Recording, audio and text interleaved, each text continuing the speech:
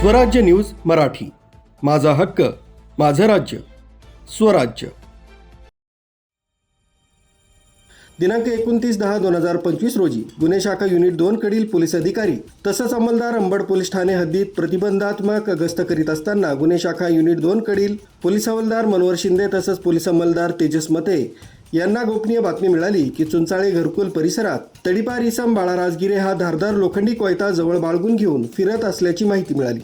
सदर बातमी सहाय्यक पोलीस निरीक्षक हेमंत तोडकर प्रभारी अधिकारी गुन्हे शाखा युनिट 2 नाशिक शहर यांना दिली असता त्यांनी बातमीची खात्री करून कारवाई करण्याबाबत आदेशित केलं।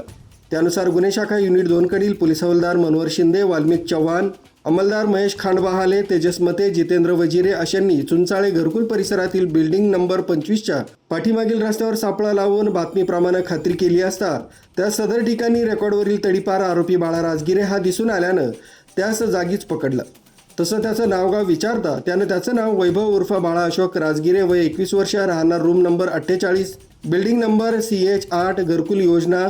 चुंचाळे शिवार, नाशिक असं सांगितलं।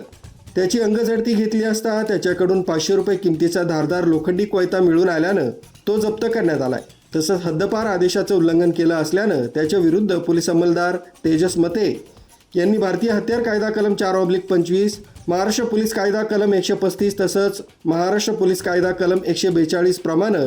अंबड पोलीस ठाणे येथे फिर्याद देऊन आरोपी यास पुढील कारवाई कामी जप्त मुद्देमालासह अंबड पोलीस स्टेशनच्या ताब्यात देण्यात आले। सदरची कामगिरी पोलीस आयुक्त संदीप कर्णिक, पोलीस उपायुक्त गुन्हे किरण कुमार चव्हाण, सहाय्यक पोलीस आयुक्त गुन्हे संदीप मेटके यांच्या मार्गदर्शनाखाली गुन्हे शाखा युनिट 2 कडील सहाय्यक पोलीस निरीक्षक हेमंत तोडकर, मनोहर शिंदे, वाल्मिक चव्हाण, महेश खांडबहाले, तेजस मते, प्रवीण वानखेडे, जितेंद्र वजिरे अशांनी कारवाई केली।